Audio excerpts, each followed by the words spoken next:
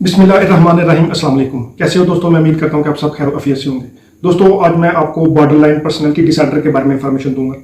दोस्तों ये borderline personality disorder यानी मेंटल इलनेस क्या होता है?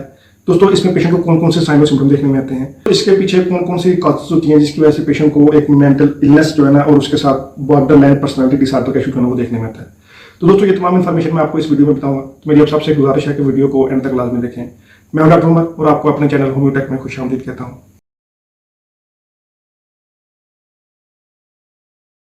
तो बॉर्डरलाइन पर्सनैलिटी डिसऑर्डर जिसको अक्सर कहता हूँ मेंटल इलनेस यानी दिमागी कमजोरी या फिर इमोशनल इंस्टेबिलिटी यानी जो जिसके माइंड में बहुत ज़्यादा इमोशन हो और उसकी वजह से पेशेंट जो है ना वो बहुत ज़्यादा अनस्टेबल फील करे। दोस्तों ये सिचुएशन जो है ना वो देखने में आती है। यानी दोस्तों इस केस में जो बच्चा होता है या फिर बड़ा होता है, इसमें जो उसकी सिचुएशन होती है उसमें सडन अनकंट्रोलेबल और उसके साथ अनप्रडिक्टेबल जो मूड है उसमें एक स्विंग देखने में आती है। यानी आप किसी को इमेजिन नहीं कर सकते कि इसके मूड में इतनी स्विंग जो है ना वो देखने में आती है। यानी पेशेंट बहुत ही जल्दी खुश होता है और उससे ही जो टेंडेंसी से वो दोबारा जो है ना वो गमगीन हो जाता है।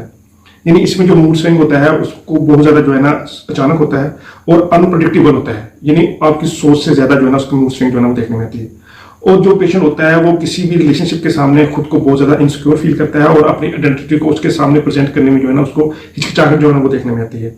यानी ये बच्चे के माइंड में या फिर बड़े के माइंड में इतनी वीकनेस जो है ना वो देखने में आती है जिसकी वजह से वो डिप्रेशन की हालत में किसी भी रिलेशनशिप के सामने खुद की आइडेंटिटी को बहुत मुश्किल से प्रेजेंट करता है और अपनी जो उसका फेस है वो उसको उसके सामने जो अच्छी तरह से जो है ना वो प्रेजेंट नहीं कर पाता। तो इस पर्सनैलिटी डिसऑर्डर की वजह से जो इंसान होता है वो अपने रिलेशनशिप के सामने जो है ना वो अपनी इमेज को, अपनी आइडेंटिटी को और उसके साथ अपने फेस को जो है ना अच्छी तरह से रिवील नहीं कर पाता, जिसकी वजह से वो अपना रिलेशन भी खो सकता है और उसकी वजह से उसको जो है ना एक आगे काम करने में या जॉब करने में जो है ना एक मुश्किल जो है ना वो पेश आती है। तो दोस्तों ये एक बॉर्डरलाइन पर्सनैलिटी डिसऑर्डर होता है या फिर जिसको हम मेंटल इलनेस भी कहते हैं और दोस्तों इस कंडीशन को हम इमोशनल इंस्टेबिलिटी भी कहते हैं। दोस्तों अब मैं आपको बताता हूँ कि इसके पीछे कौन कौन सी काजेज होती हैं जिसकी वजह से बच्चे को या फिर बड़े को ये सिम्टम जो है ना वो देखने में आते हैं। तो दोस्तों इसकी जो अभी तक काजेज है वो अननोन है, लेकिन जो स्टडी है उसमें आया है कि इसकी जो काजेज होती हैं वो हेरिडिटरी होती हैं, यानी जो विरासती तौर पर बच्चे में ये मुंतकिल होती हैं। और उसके साथ दोस्तों कुछ इन्वायरमेंटल फैक्टर भी होते हैं जो कि इस कंडीशन को जो है ना वो काज करते हैं, जिसकी वजह से बच्चों में ये कंडीशन जो है ना अमूमन देखने में आती है। तो अक्सर बच्चे जिनके साथ बचपन में कुछ अब्यूजिवनेस हुआ हो यानी ना अनहोने वाकयात हुए हों, दोस्तों उस कंडीशन की वजह से भी बच्चे के माइंड में ये जो असर जो है ना वो देखने में आता है और उसकी वजह से भी बच्चे में ये सिचुएशन जो है ना वो डेवलप होती है।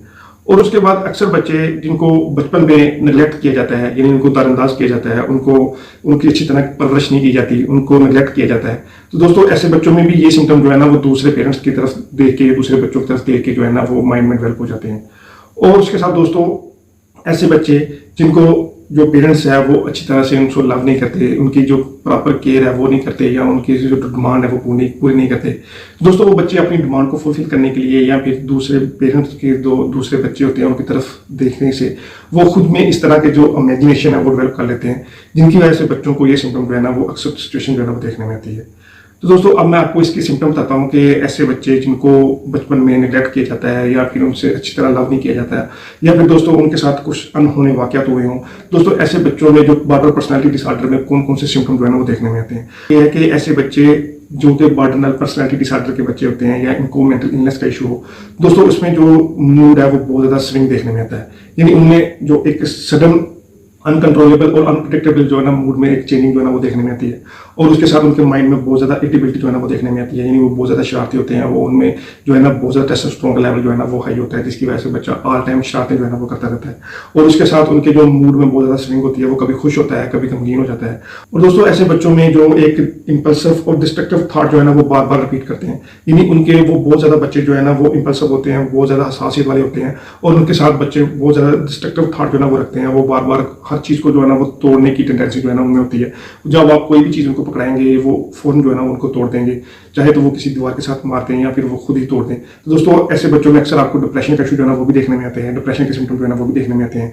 या फिर ऐसे बच्चे बहुत ज्यादा जो है ना वर्थलेस फीलिंग जो है ना वो अपने माइंड में रखते हैं, यानी वो बच्चे बहुत ज्यादा जो है ना वो नाउम्मीद होते हैं, उनमें खुद एतमादी की जो है ना वो कमी होती है। और उसके साथ ऐसे बच्चे बहुत से ऐसे सम टाइम ऐसे केसेस भी आते हैं जिसकी वजह से जो बच्चे हैं वो खुद को जो है ना वो सेल्फ इंजरी जो है ना वो पहुंचाते हैं, यानी वो खुद को नुकसान पहुंचाने की कोशिश करते हैं और उसके साथ उनके माइंड में जो एक सुसाइडल थॉट जो है ना या सुसाइडल बिहेवियर यानी खुदकशी के रुझानात जो है ना उनके माइंड में वो ना बार बार एग्रीगेट करते हैं। यानी वो किसी को अपना फ्रेंड तस्वर नहीं करते क्योंकि उनको जो बचपन में उनके साथ कुछ अब्यूजिवनेस की वजह से या फिर लैक ऑफ लव की वजह से या फिर नेग्लिजेशन की वजह से जो उनके माइंड में जो एक चीज़ जो है ना माइंड में बैठ रही होती है उसको दोस्तों उसकी वजह से वो किसी को भी अपना जो है ना वो दोस्त तस्वर नहीं करते, वो दूसरों को नुकसान पहुंचाने की कोशिश करते हैं।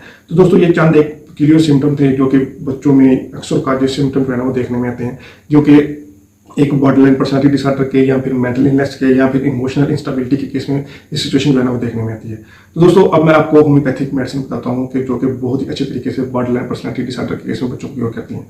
तो दोस्तों इसमें सबसे पहली बहुत ही अच्छा मेडिसिन वर्क करती है वो है कैमोमिला। दोस्तों ये ऐसे बच्चों के ऊपर बहुत ही अच्छा वर्क करती है जो बच्चे बहुत ज़्यादा जिद करते हो और दोस्तों अपनी डिमांड को फुलफिल करने के लिए जो दोस्तों बहुत ज़्यादा मूड स्विंग जो है ना वो रखते हो, यानी दोस्तों बच्चे इतनी जिद करते हो कि वो अपनी डिमांड पूरी करवा के रखते हो। दोस्तों जब तक वो उनकी डिमांड पूरी नहीं करते हो वो बच्चा जो है ना वो बहुत ज़्यादा रोता हो, चीखता हो, चिल्लाता हो। और दोस्तों ऐसे केस में ये मेडिसिन बॉर्डरलाइन पर्सनालिटी डिसऑर्डर के केस में बहुत ही अच्छा वर्क करती है कैमोमिला। दोस्तों इसके बाद जो नेक्स्ट मेडिसिन बहुत ही अच्छा वर्क करती है वो है मास्कस। दोस्तों मास्कस होम्योपैथिक मेडिसिन की एक नर्व रेमेडी है जो कि नर्व के ऊपर बहुत ही अच्छा वर्क करती है। ये दोस्तों ऐसे केस में बहुत ही अच्छा वर्क करती है जब बच्चे का चेहरा बहुत ही जल्दी गुस्से की वजह से जो है ना उसमें एक ब्लूइश कलर जो है ना वो देखने में आता हो और बच्चे अपनी डिमांड पूरी करने के लिए बहुत ज़्यादा जिद करता हो और दोस्तों जब वो जिद करता हो तो उसके चेहरे में बहुत ज़्यादा जो है ना एक ब्लूइश कलर जो है ना वो देखने में आता हो। तो दोस्तों ऐसे केस में ये होम्योपैथिक मेडिसिन मास्कस बहुत ही अच्छा वर्क करती है। इसके बाद दोस्तों जो next medicine borderline personality disorder के केस में बहुत ही अच्छा वर्क करती है वो है नेक्सोमिका। दोस्तों नेक्सोमिका ऐसे बच्चों के ऊपर बहुत ही अच्छा वर्क करती है जिनके मूड में बहुत ज़्यादा स्विंग्स हो, यानी उनका वो मूड बहुत जल्दी तब्दील होता हो और उसके साथ वो एक डिस्ट्रक्टिव बिहेवियर जो है ना वो रखते हो, यानी उनपे बहुत ज़्यादा तोड़ फोड़ की टेंडेंसी जो है ना वो देखी जाती हो। उनको कोई भी चीज़ दे वो उनको फौरन जो है ना वो तोड़ दें। दोस्तों ऐसे केस में होम्योपैथिक मेडिसिन नेक्सोमिका बहुत ही अच्छा वर्क करती है। और दोस्तों इसके बाद नेक्स्ट मेडिसिन अरोमेटालिकम बहुत ही अच्छा वर्क करती है बॉर्डरलाइन पर्सनालिटी डिसऑर्डर केस में। अरोमेटालिकम ऐसे बच्चों के ऊपर बहुत ही अच्छा वर्क करती है या फिर बड़ों के केस में ये बहुत ही अच्छा वर्क करती है जिनके माइंड में सुसाइडल थॉट जो है ना वो आते हो, यानी जिनके माइंड में खुदकशी के रुझानात जो है ना उनमें एक एग्रेवेशन देखी जाती हो और उनके माइंड में जो है ना एक इंपल्सिव थॉट और खुदकशी के रुझानात जो है ना वो देखे जाते हो। दोस्तों ऐसे केस में अरोमेटालिकम बहुत ही अच्छा वर्क करती है। दोस्तों इसके बाद नेक्स्ट मेडिसिन बहुत ही अच्छा वर्क करती है बेलाडोना। दोस्तों बेलाडोना ऐसे केस में बहुत ही अच्छा वर्क करती है जब बच्चा बहुत ज्यादा काटता हो, जब बच्चा बहुत ज्यादा थूकता हो और उसके साथ जो बच्चा बहुत ज्यादा जो है ना वो मारता हो, यानी बच्चे में बहुत ज्यादा काटने की, थूकने की और उसके साथ जो है ना वो मारने की टेंडेंसी जो है ना वो देखी जाती हो। तो दोस्तों ऐसे केस में होम्योपैथिक मेडिसिन बेलाडोना बहुत ही अच्छा वर्क करती है। दोस्तों इसके अलावा भी कुछ होम्योपैथिक मेडिसिन है जो कि as per symptom as per disease जो है ना वो इस्तेमाल की जाती हैं। तो दोस्तों अगर किसी की कोई क्वेरी है तो वो नीचे मेरे व्हाट्सअप नंबर पे जो है वो मैसेज कर सकता है। दोस्तों उम्मीद करता हूँ कि आपको ये वीडियो पसंद आई होगी। मेरी आप सबसे गुजारिश है वीडियो को शेयर करें, चैनल को सब्सक्राइब करें और बेल आइकन लाजमी दबाएं। थैंक यू, अल्लाह हाफिज़।